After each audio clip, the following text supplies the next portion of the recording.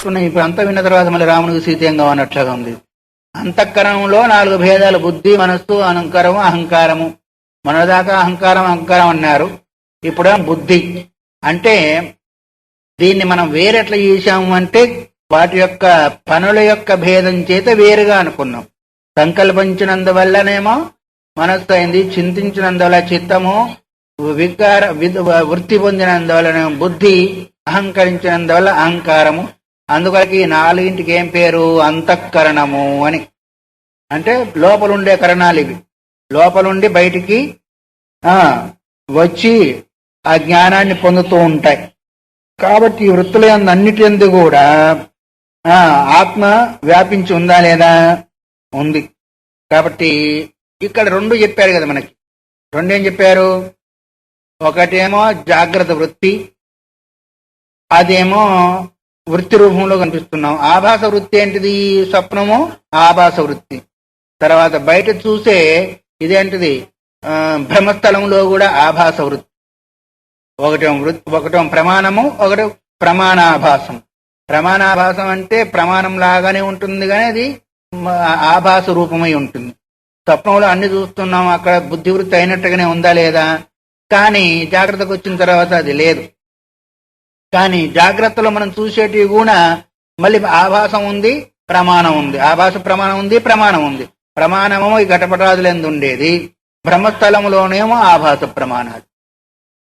అందుకొరకే ప్రమాణ తన్నిభేశ్వాస్వనిచ్చిత్తి. అక్కడ కావచ్చు, ఇక్కడ కావచ్చు, ఆత్మ యొక్క ప్రకాశము ఎక్కడా ఉంది. ఆభాసంలో ఉంది, నిరాభాసంలో కూడా ఉంది, బుద్ధి వృత్తులలో ఉంది, వృత్తి లేని దగ్గర కూడా ఉంది. వృత్తి ఎక్కడ ఉందో అక్కడ ఉంది, బుద్ధి వృత్తి ఎక్కడ లేదో అక్కడ కూడా ఉంది. అందుకని మొత్తం అన్యద్రూపమాభాతి, నాకంటే వేరే రూపం ఇక్కడ ప్రకాశించే వస్తువే లేదు. యత్ స్వాత క్షణభంగిన, నాకంటే భిన్నమైందంతా కూడా క్షణభంగరము నా యొక్క అంటే నా యొక్క ప్రకాశమే అంతటా ఉంది అన్నారు. ఎలా దీన్ని మనం సమన్వయం చేసుకోవాలా? నేను, ఈ అనుభవం అందరికి ఉంది కదా, నేననే అనుభవం అందరికీ ఉంది. నా యొక్క ప్రకాశమే అక్కడ ఉంది, ఇక్కడ ఉంది అని చెప్పే కదా. ఇప్పుడు వీటిని తెలుసుకున్నప్పుడు, ఘట పదార్థం తెలుసుకున్నప్పుడు నా యొక్క ప్రకాశం అక్కడ ఉందా లేదా? స్వప్నాన్ని చూసినప్పుడు, సుషుప్తికి వెళ్ళినప్పుడు, భ్రమశలమందు, ఇవన్నీ కూడా అందరికి అనుభవంలో ఉన్న విషయాలు. కాబట్టి స్వప్నం స్వప్న వృత్తి జాగ్రత్త వృత్తి కాదు, జాగ్రత్త వృత్తి సుషుప్తి వృత్తి కాదు. ఈ 3 లేని చోట ఇంకా భ్రమవృత్తి ఉంది. అవి ఇవి కాదు, ఇవి అవి కాదు. కానీ తెలుసుకునే నేను అక్కడ ఉన్నాను, అక్కడ ఉన్నాను, అక్కడ ఉన్నాను, అక్కడ ఉన్నాను. కాబట్టి ఈ వృత్తులన్నీ మారుతూ ఉన్నాయి కానీ నేను మారడం లేదు.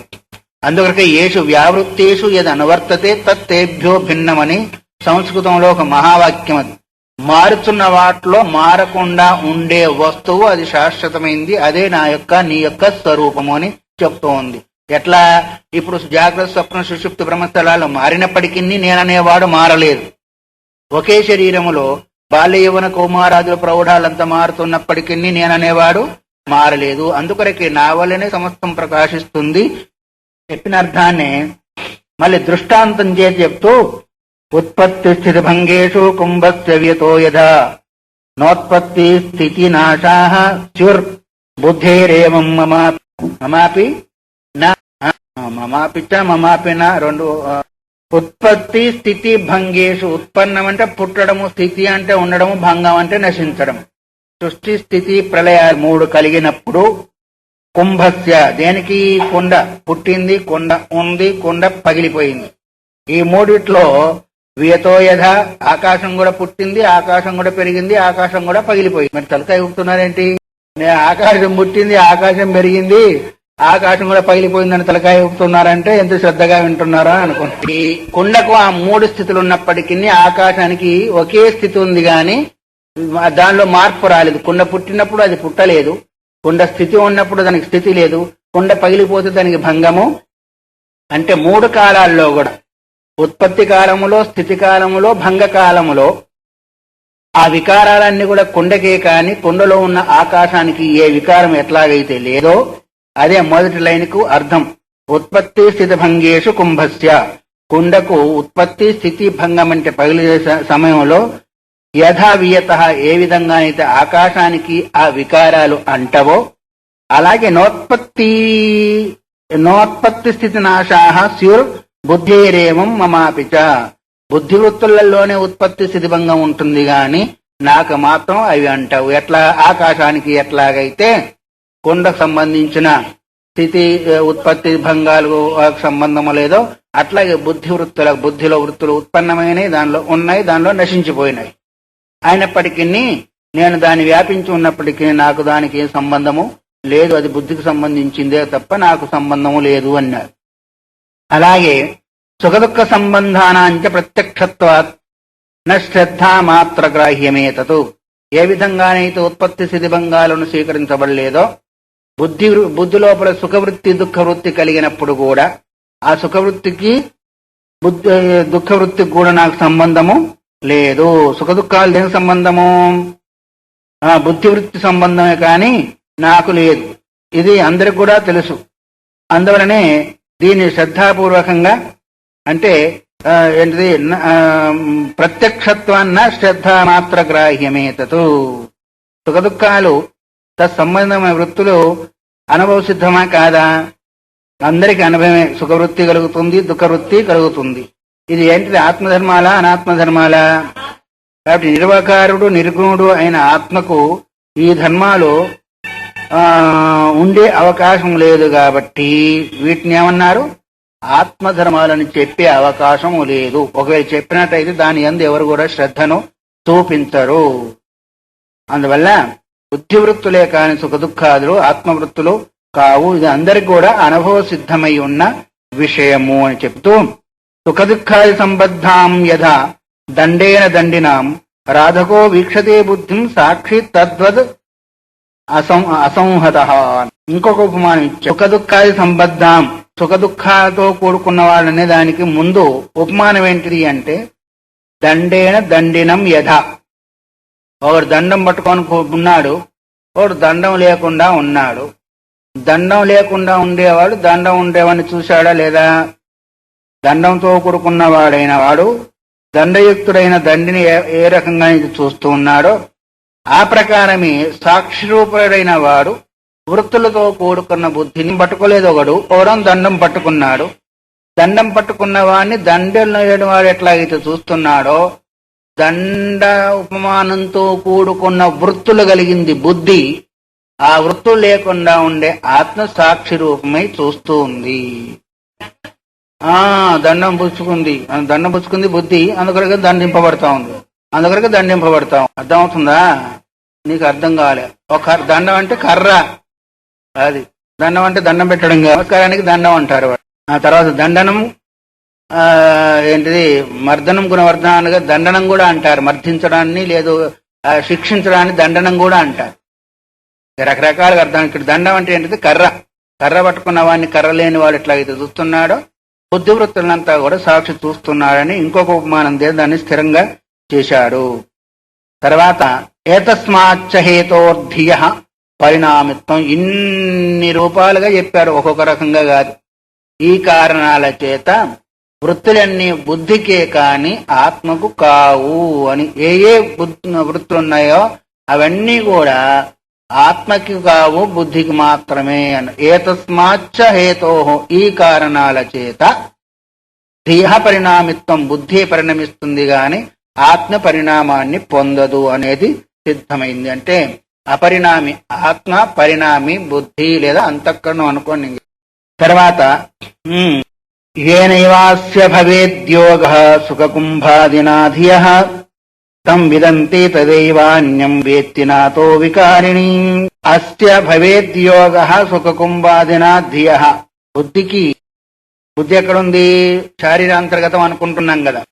దానికి వృత్తి కలిగింది అంటే బాహ్యమైన విషయాలతో సంబంధం కలిగినప్పుడు వృత్తి.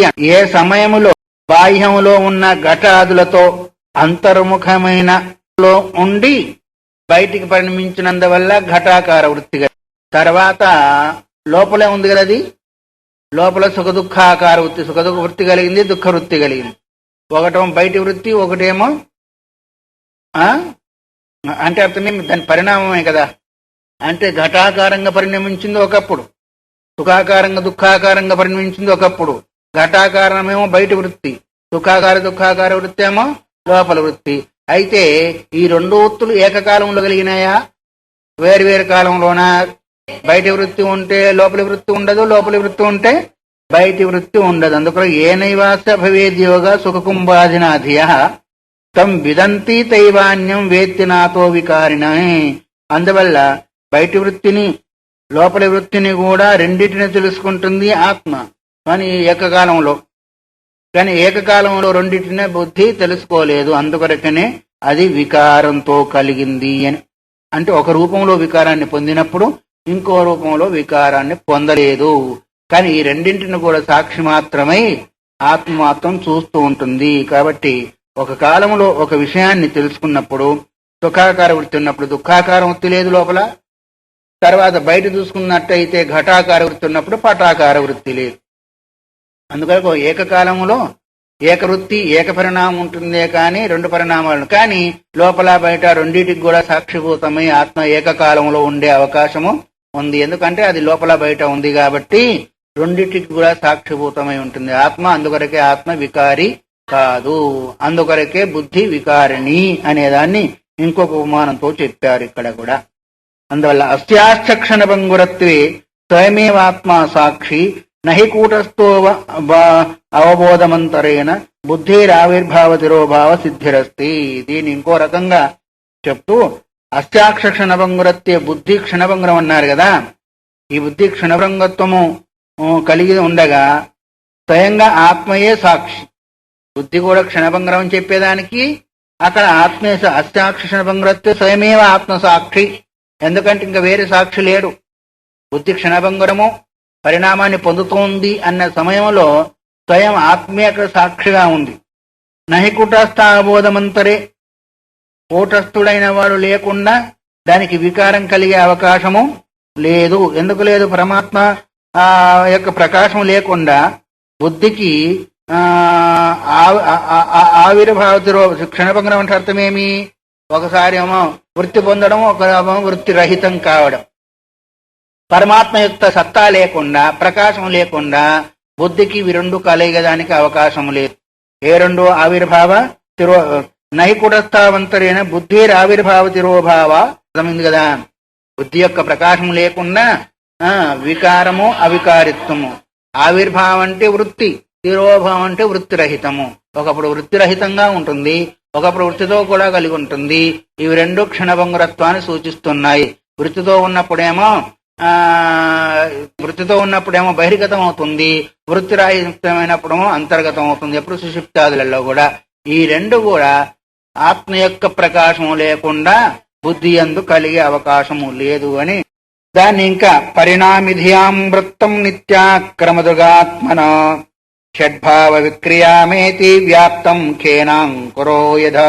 పరిణామిధియాం వృత్తం నిత్యాక్రమదృగాత్మన షడ్భావ విక్రియామేతి వ్యాప్తం ఖేనాంకురో యథ.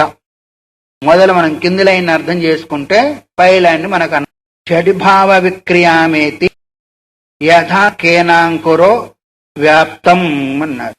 ఆకాశంతో వ్యాప్తమైన ఒక అంకురం ఉంది. అంకురం అంటే మొక్క కదా.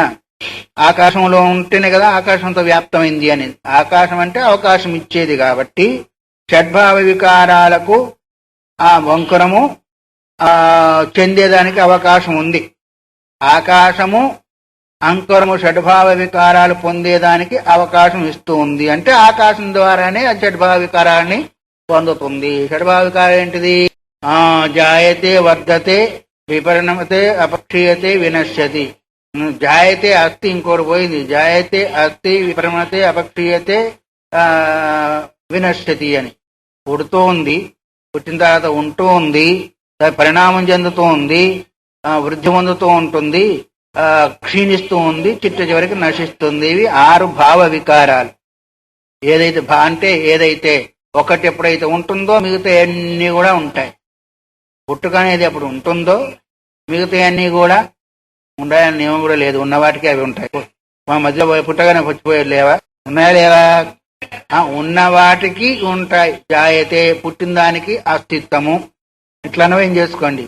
పుట్టిన దానికి అస్తిత్వము, అస్తిత్వం ఉన్నదానికి వర్ధనము. అస్తిత్వం ఉంటేనే వర్ధనము, అస్తిత్వం లేకపోతే వర్ధనం ఎక్కడిది? ఇట్లా అన్వయం చేసుకోవాలా.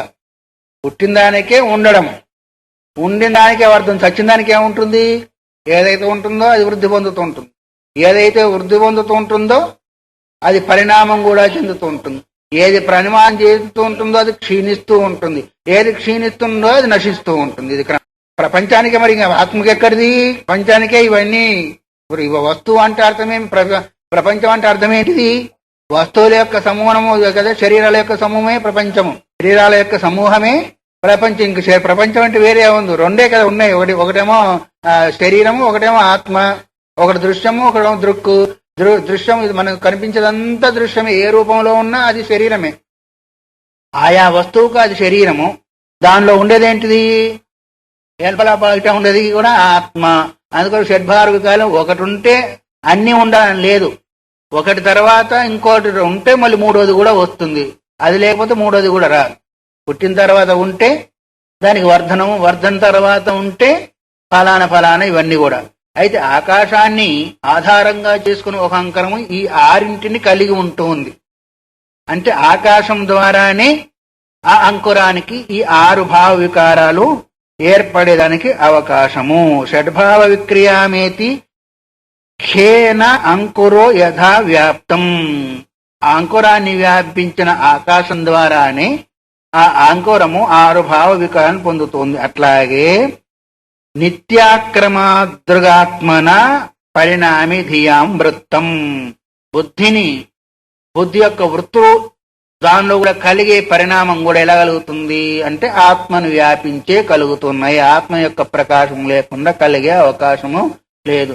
అంకురానికి ఎట్లాగైతే ఆకాశము ఆధారమైందో బుద్ధి వృత్తులకు ఆత్మ యొక్క ప్రకాశము, ఆత్మ యొక్క సత్తా ఉనికి ఆధారమైందనే దాన్ని ఇక్కడ నిరూపణ చేశారు. కాబట్టి షడ్భావ వికారాలు పొందేదానికి అక్కడ అంకురానికి ఎట్లాగైతే ఆకాశమో అట్లాగే బుద్ధి వృత్తులు పొందేదానికి ఆత్మ యొక్క ప్రకాశము. ఎందుకు అంటే మరి ఆత్మ ఏమో నిర్వికారుడు, నిత్యజ్ఞాన స్వరూపుడు. ఆయన పరమాత్మ యొక్క సాక్షిత్వం లేకుండా, ప్రకాశము లేకుండా, సత్తా లేకుండా బుద్ధికి ఉనికి లేదు, పరిణామము లేదు అనేది చెప్పి తత ఆత్మనశ్చా వికారిత్వే యుక్తి. ఏ ఆత్మ వికారాన్ని పొందిన ఎందుకు అనుకోకూడదు? నువ్వు బుద్ధి వికారం పొందిన ఎందుకు అనుకుంటావు అని ఒకవేళ అడిగితే ఆత్మ వికారి కాదు అనేదాన్ని నేను ఇప్పుడు నిరూపణ చేస్తున్నాను. ఇంతవరకు బుద్ధి వికారాన్ని పొందిందని చెప్పేశారు. ఇప్పుడేమో ఆత్మ వికారాన్ని పొందదు. ఆత్మనశ్చ అవికారిత్వే యుక్తి. ఆత్మ వికారి కాదు అనేదానికి ఇప్పుడు యుక్తి చూపబడుతుంది. స్మృతి స్వప్న ప్రబోధేషు న కశ్చిత్ ప్రత్యయో ధియః దృశావాప్ అవ్యాప్తో అత్యతో నిత్యమవికారి స్వయం దృషి. ఒకటి చెప్తున్నాడు, స్మృతి బుద్ధికి వృత్తులేమేమి? స్మృతి అంటే జాగ్రత్త, స్మృతి అంటే గుర్తు, స్మృతి అంటే జ్ఞాపకం, అంటే జ్ఞాపకం. స్మృతి అంటే జ్ఞానం కిందనే వస్తుంది. వస్తువు యొక్క సంస్కారం అనండి సరిపోతుంది గొడవ లేకుండా.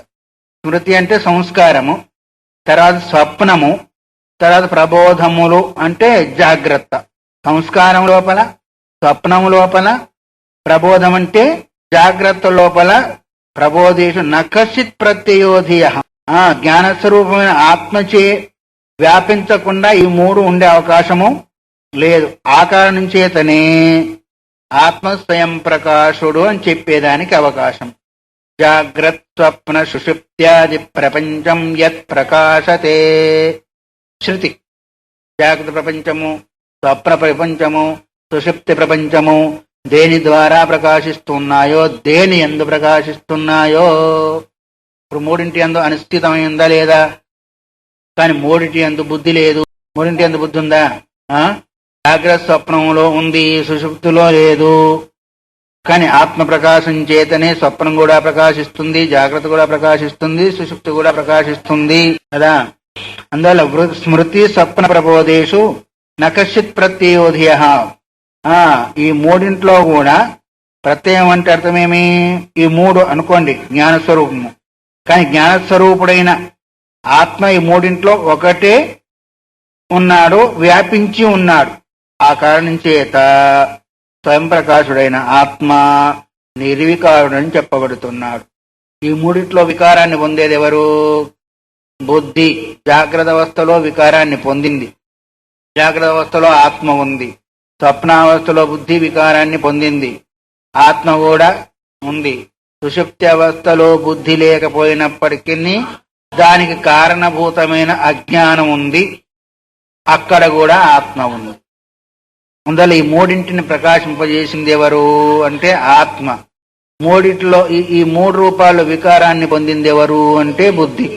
కాబట్టి మూడిట్లో ఉండి కూడా అది వికారాన్ని పొందకుండా ఉంది, అందుకొరకే నిర్వికారి అన్నారు. అంతైనా కూడా ఏం వికారాన్ని పొందలేదయ్యా అంటాం. అంటే అర్థమేమి? లోపల ఏమాత్రం కూడా బాధ కలగకపోతే ఏమంటారు? అంత అయినప్పటికీ ఏం వికారము పొందలేడు అంటే ఉన్న స్థితిలోనే ఉన్నారు కానీ ఆ ఉన్న స్థితి నుంచి తప్పుకోలేదు అనే దానికి తీసుకొచ్చారు. ఎట్లాగైతే మనం అవగాహన చేసుకుంటామో అట్లాగే మూడింట్లో ఉన్నప్పటికీ ఆత్మ అవికారి స్వయం ప్రకాశం అనే దాన్ని నిరూపణ చేసి ఏమం తావత్ పరాభ్యుపగత ప్రక్రియ ప్రస్థానేన నిరస్తాశేష వికారైకాత్మ్యం ప్రతిపాదితం ఉపపత్తిభిః అధునా శ్రౌతీం ప్రక్రియాం లంబోచ్యతే.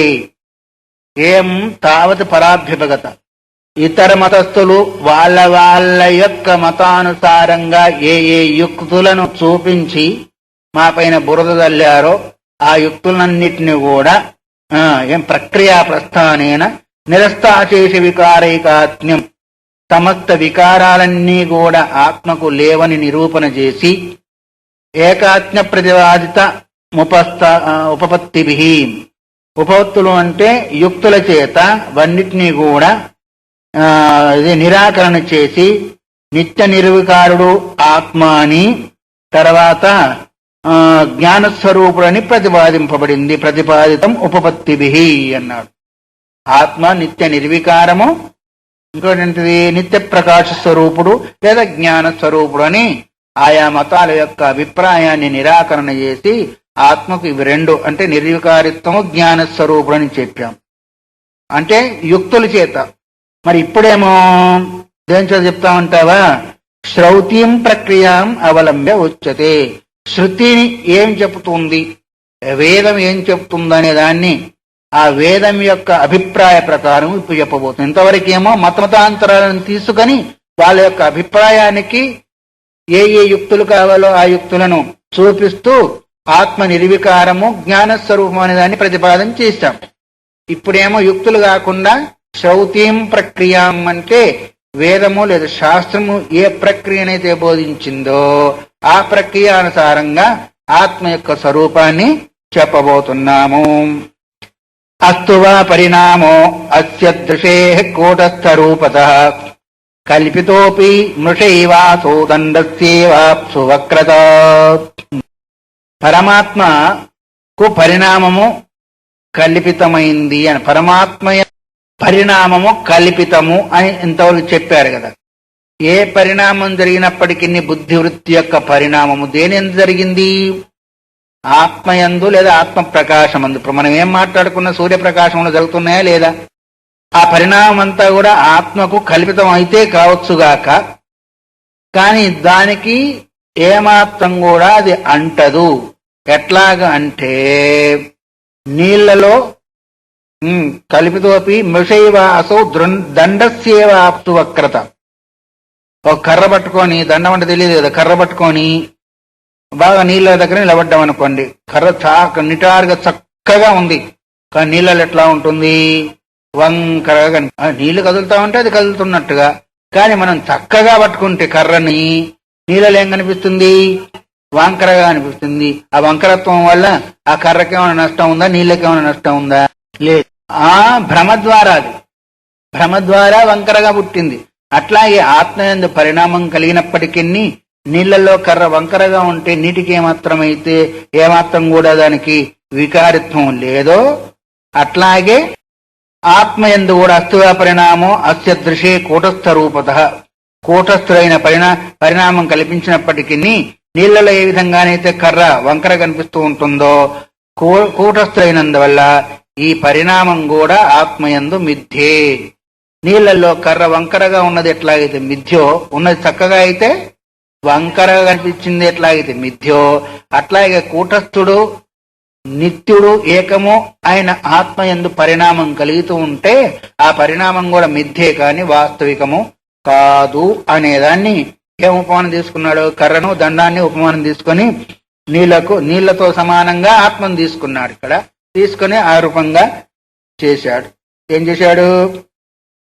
షట్సు భావ వికారేషు నిషిద్ధేషు ఏవమాత్మని, ఆత్మయందు 6 భావ వికారాలను నిషిద్ధం చేశాడు.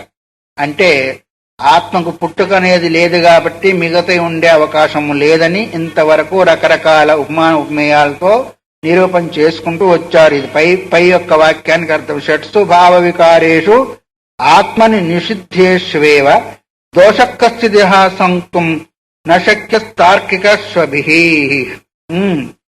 6 వికారాలు, ఒక దోషం కూడా ఆత్మయందు లేదని ఇంతవరకు నిరూపించాము. మరి తార్కికులను కుక్కలుగా చేశాడు. నశక్య తార్కిక స్వభిష అంటే కుక్క. తార్కికులైన కుక్కలు ఏ విధంగా ఆత్మకు షడ్భావ వికారాలు ఉన్నాయని చెప్పగలరు? ఎవరు కుక్కలు? ఇప్పుడు తార్కికులు కుక్కలు మరిగినట్టు మరిగారు కదా, అందుకని తార్కికులైన కుక్కలు మరి ఆత్మకు షడ్భావ వికారాలు ఉన్నాయని ఎలా మరుగుతూ ఉన్నారు?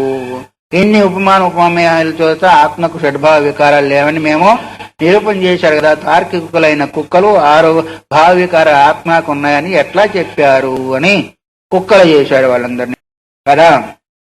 అందుకొరకు వాళ్ళే కుక్కలా, మనం కూడా కుక్కలమా? మన శరీరాన్ని ఆత్మగా భావించే వాళ్ళందరూ కూడా ఎవరు ఇప్పుడు? ఎందుకంటే 6 భావ వికారాలను ఒప్పుకుంటారు. నేను పుట్టాను, నేను పెరిగాను, నేను ఇలా ఉన్నాను అలా ఉన్నాను అనుకున్న వాళ్ళంతా ఎవరు ఇప్పుడు? అందువల్ల దోషకస్థితి సంతుం సశక్య నశక్య. కాబట్టి దోషాన్ని మాత్రము తార్కికులైన కుక్కలు నిరూపణ చేయలేరని చెప్పి ప్రకృతమేవ ఉపాదాయ బుద్ధి పరిణామిత్వం ఆత్మనష్ట కూటస్థత్వం యుక్తి